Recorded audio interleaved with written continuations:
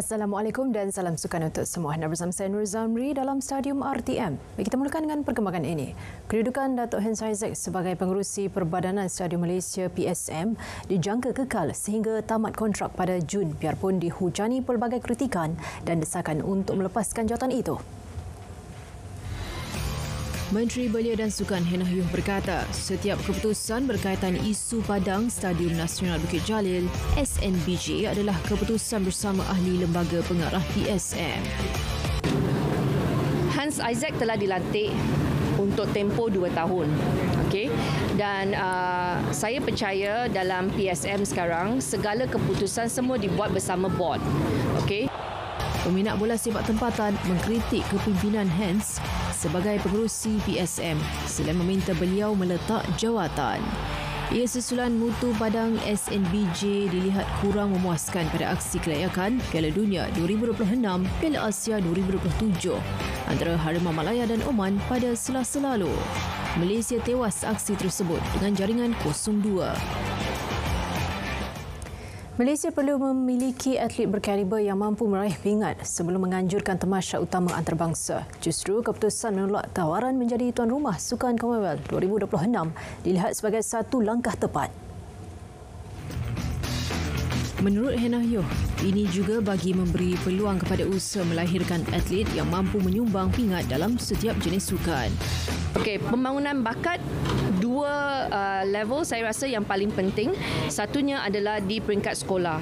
Di peringkat sekolah, saya akan bincang dengan Menteri Pendidikan untuk pastikan jasmani ini merupakan satu keutamaan di sekolah. Persatuan Sukan kena mainkan peranan untuk mereka wujudkan pertandingan-pertandingan di peringkat akar umbi. Kita ada ramai lagi atlet yang kita boleh hantar. Yang itu adalah keperluan asas. Tidak ada gunanya kalau kita jadi tuan rumah untuk sukan-sukan antarabangsa yang besar-besar, okey, tetapi atlet kita tak dapat menang apa-apa. Sementara itu, Hannah berkata Jawatankuasa Road to Gold RTG sedang bekerjasama dengan Institut Jantung Negara IJN melakukan saringan jantung kepada atlet di bawah program Kesukan Olimpik Paris. Untuk RTG sekarang, dua perkara yang paling penting untuk saya. Satu, tak ada kecederaan. Okay, saya tak nak setback seperti itu. Dan yang keduanya, kita ada kerjasama dengan IJN. Okay? Dan IJN, pakar-pakar telah mula buat saringan untuk atlet-atlet ATG untuk pastikan jantung everything sihat. Okay? RTG yang diwujudkan tahun lalu merupakan projek nasional bagi memburu kilauan pingat emas sulung negara di Sukan Olimpik Paris 2024 serta edisi 2028 di Los Angeles. Atlet berbasikal bara negara Muhammad Yusof Hafizi Shahruddin optimis namanya akan disenarai ke Tamasya Paralimpik Paris 2024. Ini susulan kejayaan cemerlang meraih gangsa pada kejohanan dunia di Brazil baru-baru ini. Menurut Yusof, memburu slot ke tamasya berprestij itu adalah keutamaannya apabila hanya satu slot disediakan untuk pelumbur Malaysia. Saya perlu lagi kuat lagi training saya, kehadiran saya, disiplin saya, semua itu saya kena jaga lagi untuk saya pegangkan jersey title Coach N. Saya mesti akan buat yang terbaik sebab saya memang setiap saya pergi competition semua saya harapan dengan bawa pulang. Sebab saya suka membawa pulang pingat untuk negara. Yusof perlu mengumpul sekurang-kurangnya 1,322.5 mata kelayakan untuk layak ke tamasya di Paris. Ini perkembangan kejuaraan futsal NSDF 2024 di Thailand. Skuad negara tewas tipis 3-4 kepada Australia dalam aksi terakhir kumpulan semalam. Pertembungan berlangsung di Nonthaburi menyaksikan Malaysia bermula garang mendahului 2 gol hasil penyudah Rizwan Bakri dan Syahid Iqbal Khan. Bagaimanapun, Australia yang mengubah taktikal selepas itu berhasil menyamakan kedudukan menerusi jaringan sendiri Harith Naim Nasir dan Adam Cooper.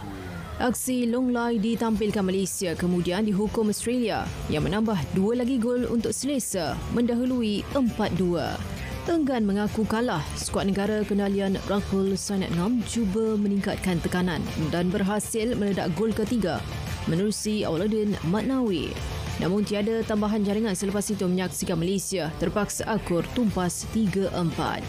Kekalahan itu menyaksikan skuad negara berada di dasar kumpulan dengan hanya mampu mengumpul satu mata daripada keseluruhan 3 perlawanan. Malaysia akan berdepan Afghanistan untuk penentuan tempat ketiga dan keempat, manakala Australia akan berdepan Thailand di final.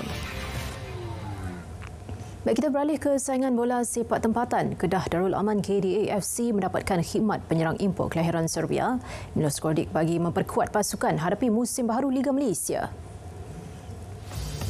Pemain berusia 31 tahun itu tiba di Alustar petang semalam. Kordic sebelum ini beraksi bersama kelab dari China, UG Wugu FC. Sementara itu, KDA FC dalam satu kenyataan yakin pemain berketinggian 1.87 meter itu mampu menjadi pemain penting buat pasukan. Kordic meledak 31 gol dan 10 bantuan jaringan dalam keseluruhan 131 penampilan sebagai pemain. Beliau adalah pemain import keempat skuad Sang Kenari selepas Sukrub Nurulov dari Uzbekistan, Sonny Nord dari Haiti dan Habib Harun dari Bahrain. Bola sepak antarabangsa, bekas pemain Bayern Munich Lothar Matthäus menasihati jurulatih Xabi Alonso untuk terus kekal bersama Bayern Leverkusen musim depan, sekaligus menutup khabar angin yang mengaitkan jurulatih berusia 42 tahun itu sebagai calon terbaik menggantikan Jurgen Klopp yang bakal meninggalkan Liverpool pada penghujung musim. Menurut Matthäus, klub telah meletakkan skuad The Reds pada tahap yang tertinggi dengan memenangi pelbagai gelaran, termasuk menjuarai saingan Liga Juara-Juara pada musim 2018-2019. Justru beliau menganggap ia adalah tugas sukar untuk Alonso mengekalkan Liverpool pada tahap yang sama.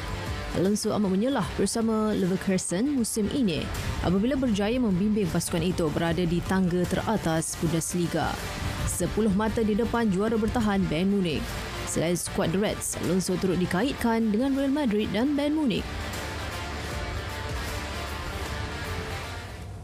Baik, sekian Stadium RTM. Dari sungai ke segara, Palestin pasti merdeka. Salam Malaysia Madani dan salam sukan untuk semua. Assalamualaikum.